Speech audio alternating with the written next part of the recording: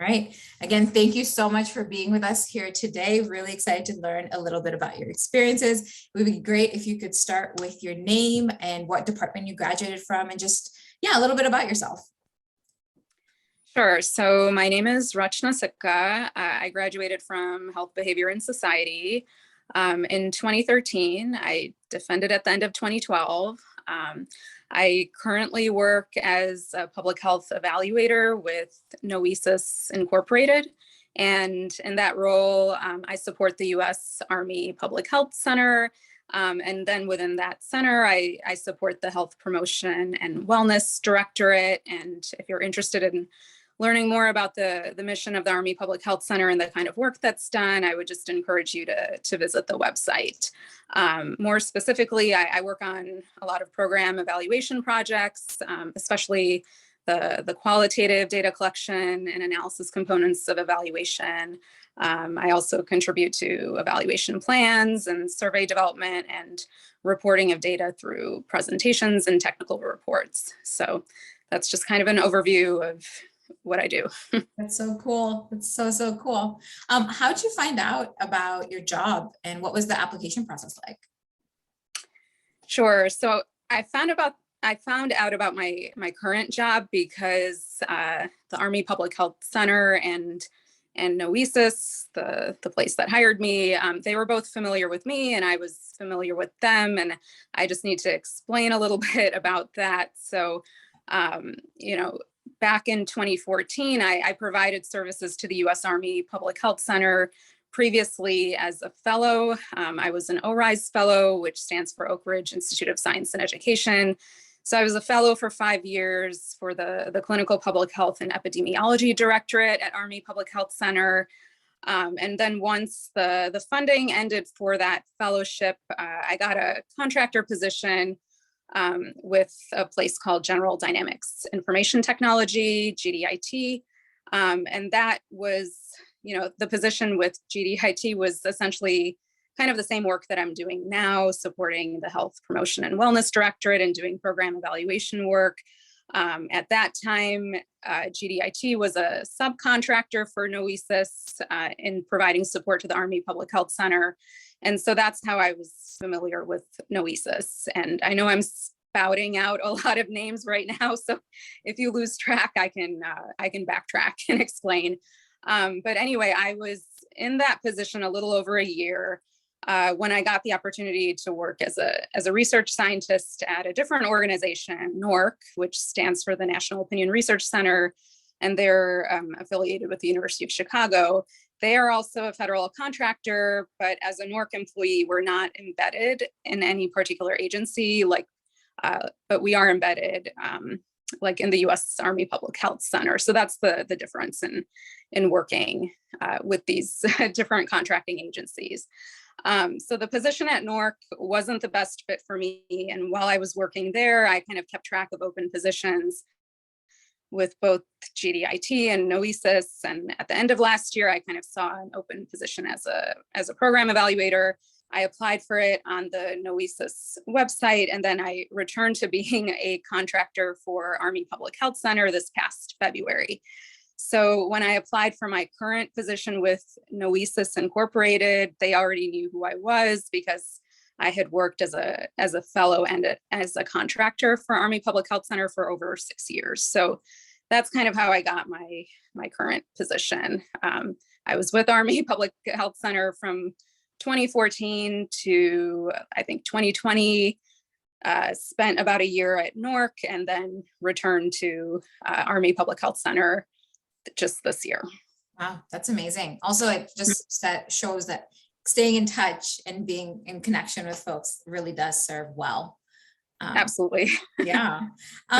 Any recommendations, thoughts, and tips for current, doctoral students who are looking to pursue a job in federal government? Mm-hmm. So as far as tips, I think,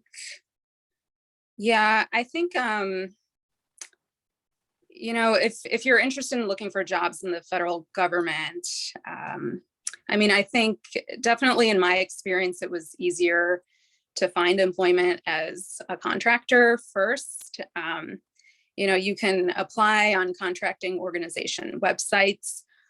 What I think is more effective is to contact the recruiters on those websites. So, a lot of times, these recruiters, they have more knowledge about the positions. So, if you see a position on a contracting organization's website, they can tell you whether the positions are still open, whether they've been filled, whether they're expecting to post new positions, because a lot of times positions are posted, but they've already been filled or have somebody in mind for the position or are well into interviewing people. So emailing a recruiter on the contracting organization's website, or if it's not listed on the website, maybe through LinkedIn, you can find out who those recruiters are. But definitely emailing a recruiter your resume is probably more efficient because they're always looking to fill those positions up, but the timing has to be right, and they can help you with getting the right timing in terms of your application and interview so you have the best chance. I think that making contact with people that are working as contractors, or even people that you don't know, like on LinkedIn, is another way. Just within the last week, I had somebody who contacted me on LinkedIn. She was a recent graduate of George Washington University and had a bachelor's in public health. She found me on LinkedIn somehow and wanted to learn more about the evaluation work that I do with Noesis as a Noesis employee. So we did a Zoom call. She sent me her resume, and I sent her resume to my supervisor, who does a lot of recruiting for the organization. So it's just a bit more efficient that way. How do you find the recruiting organization, or not recruiting, sorry, the contracting companies? Like NORC is one of them, and I know I see a lot of their stuff, but is there I had never heard of Noesis before. Any recommendations for that? Yeah, so I mean, Noesis, I think is, NORC has been around for a long time. I think it's been about 80 years. They're celebrating their 80-year anniversary from what I understand. I got a coaster in the mail with, kind of stating that. Noesis is newer. Other contracting organizations may be newer. So, I'm not surprised you haven't heard of it. I hadn't heard of it either. So some of these organizations they haven't been around as long. I'm trying to think, once you get into the government as a fellow, it was really during my 5 years as an ORISE fellow, you just become aware of the different organizations. So I would not have known about any of these organizations had I not first been a fellow for 5 years and met other people who are hired as contractors. And then, through that, you get to be, then you get to know who are these contractors, and then you can apply on the websites. And a lot of times the contract leadership or employees or recruiters, sometimes they come on site, and so you can make contact that way, but it's usually through who you know. So again, as a fellow, I worked with contractors, I worked with federal employees, and so you can talk to contractors and ask them more, about the organizations, and then through those conversations, you get to know who the recruiters are, and then you can make contact with those recruiters. So that's how I learned about them. That's awesome, and also helpful to know. Mm-hmm. Great. Those are all my questions. Anything else you'd like to add? I think, let's see. I will say, just in terms of working as a contractor, I think, part of that experience, you become very aware of your status. So when I was both a fellow and a contractor, I think what tends to get emphasized, and this is just to let people know, but you get told over and over again over the years, it hasn't happened so much now, but definitely over the last 10 years now, almost, it's very much emphasized that you're not employees of the agency that you provide services for.